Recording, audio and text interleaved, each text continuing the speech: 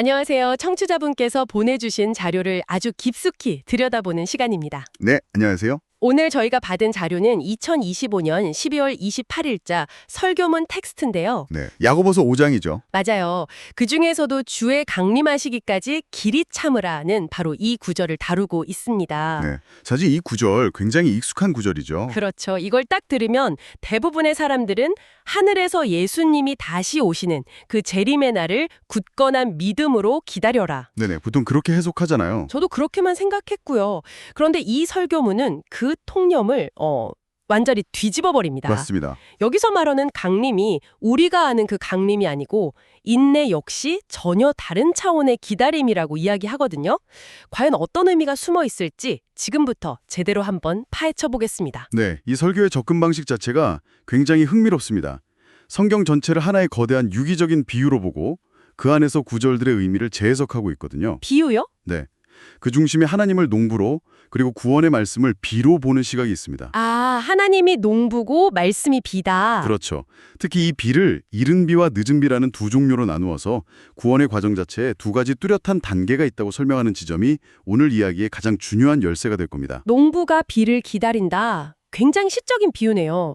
자, 그럼 그 핵심 비유부터 바로 들어가 보죠. 농부이신 하나님이 기다리는 이른 비와 늦은 비.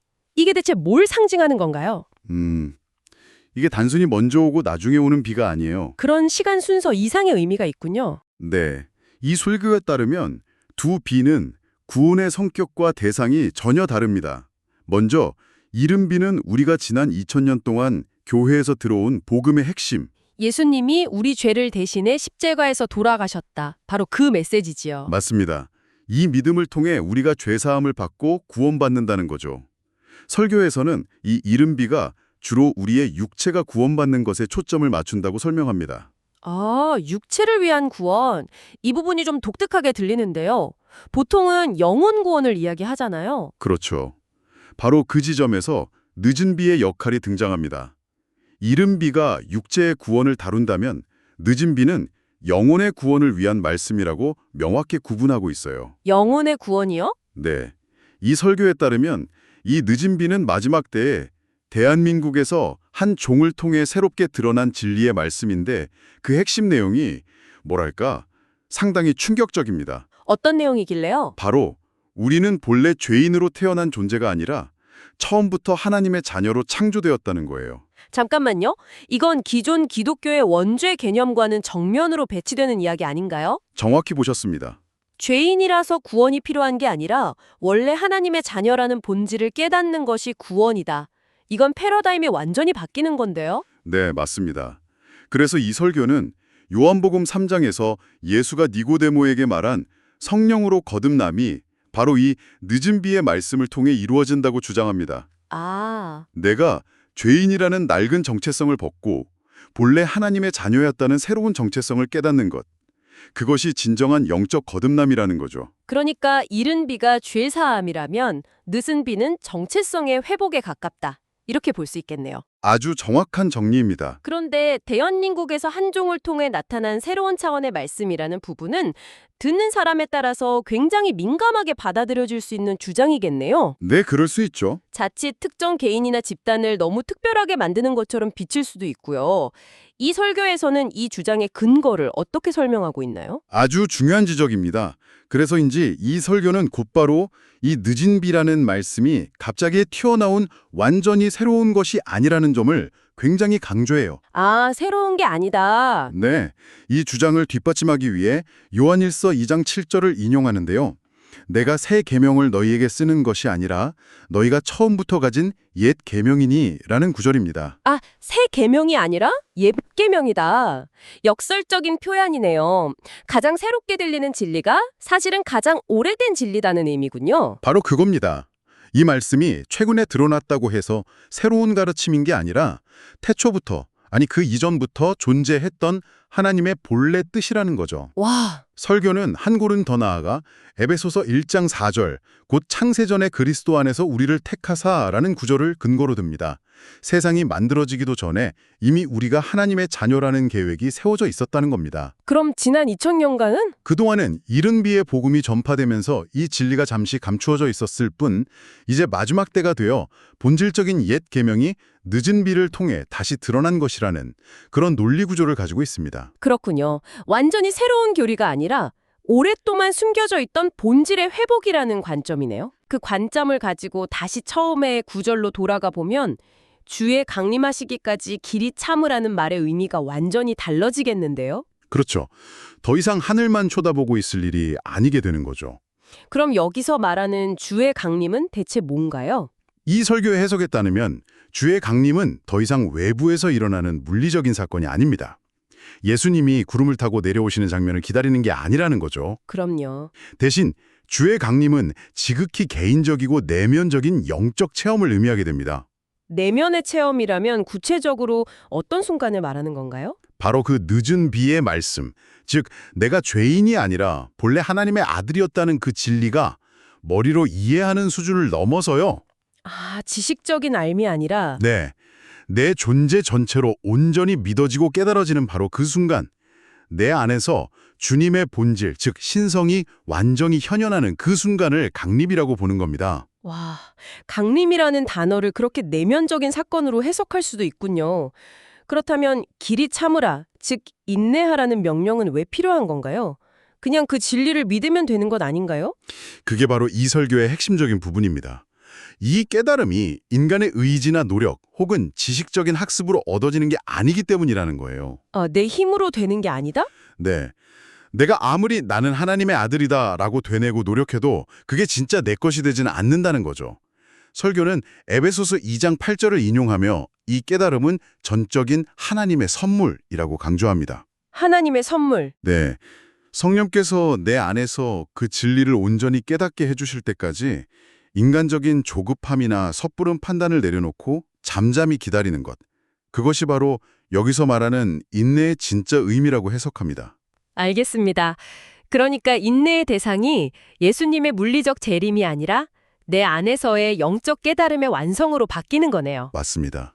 이 오래 참음의 구체적인 예시로 구약 성경의 욥을 들고 있던데 욥의 이야기는 보통 고난 속에서도 신앙을 잃지 않는 인내의 상징으로 알려져 있잖아요. 그렇죠. 대표적인 인물이죠. 이 설교에서는 욥의 고난을 어떻게 연결시키나요? 네. 기존의 해석과는 전혀 다른 각도에서 욥의 고난을 조명합니다. 설교는 욥이 겪은 모든 고난을 그가 가지고 있던 육으로 난 자기 믿음을 부수기 위한 하나님의 계획된 과정이었다고 봐요. 육으로 난 자기 믿음이요? 네, 욥은 당대 최고의 의인이었지만 그 의로움조차 인간적인 차원의 선행과 믿음에 머물러 있었다는 거죠. 하나님은 그 한계를 깨뜨리고 더 높은 차원의 영적 세계로 이끌기 위해 그의 모든 것을 앗아가셨다는 해석입니다. 아, 그러니까 욥이 자녀와 재산을 잃은 사건이 단순한 비극이나 신앙의 시험이 아니라 기존의 낡은 믿음, 즉 육의 세계가 무너지는 과정으로 본다는 거군요. 바로 그겁니다. 굉장히 파격적인 해석이죠. 그러네요. 여기서 아주 흥미로운 비유가 나옵니다. 욥이 기존의 10명의 자녀를 모두 잃은 사건을요. 욥의 육적인 믿음으로 낳은 자녀들을 하나님이 거두어 가신 것으로 상징적으로 풀이합니다. 와, 그리고 고난이 끝난 후 욥이 똑같이 10명의 새로운 자녀를 얻게 되잖아요. 네, 그렇죠. 이것을 진리의 영혼 몸으로 된 새로운 생명, 즉 영적인 자녀를 얻게 된 것에 비유합니다. 육의 자녀를 잃고 영의 자녀를 얻는다. 정말 독특한 비유네요. 더 나아가 욥이 새로 얻은 딸들에게도 아들들과 똑같이 재산을 나눠주었다는 기록에 주목합니다. 고대 사회에서는 있을 수 없는 일이잖아요. 맞아요. 그 당시에는 상상도 못할 일이죠. 설교는 이것을 늦은 비의 말씀을 깨달은 자는 남자든 여자든 그 어떤 차별도 없이 모두가 동등하게 하나님의 나라를 유업으로 받는다는 것을 상징하는 중요한 증거로 제시합니다. 아, 그런 의미가 있었군요. 결국 욥의 이야기는 고난을 견뎌내 복을 받았다는 단순한 권선징악 스토리가 아니라는 거죠. 인간적인 믿음이 깨지고 영적인 정체성을 회복하는 심오한 구원의 과정이다. 이런 말이군요. 네, 맞습니다. 그렇군요. 욥의 인내는 결국 늦은 비를 받아들이기 위해 자신의 옛사람이 죽는 것을 기다리는 시간이었던 셈이네요. 그렇게 볼 수 있죠. 이토록 중요하고 심오한 늦은 비의 말씀. 그렇다면 이 진리는 누가 전하고 또 누가 들을 수 있는 걸까요? 아무나 전하고 들을 수 있는 건 아닐 것 같은데요. 맞습니다. 설교에서는 그 부분에 대해서도 아주 명확하게 이야기합니다. 마태복음 11장 25절을 인용하는데요. 어떤 구절이죠? 지혜롭고 슬기 있는 자들에게는 숨기시고 어린 아이들에게는 나타내심을 감사하나이다 라는 구절입니다. 어린 아이들에게 나타내신다. 세상의 지식이나 지위와는 관련이 없다는 뜻으로 들리네요. 정확합니다. 이 진리는 세상적으로 유명한 신학자나 큰 교회의 권위 있는 목회자를 통해 전파되는 것이 아니라고 말합니다. 오히려 그 반대다. 네. 오히려 이름도 없고 빚도 없는 세상이 보기에는 보잘것없는 어린아이들 같은 사람들을 통해 드러난다는 거죠.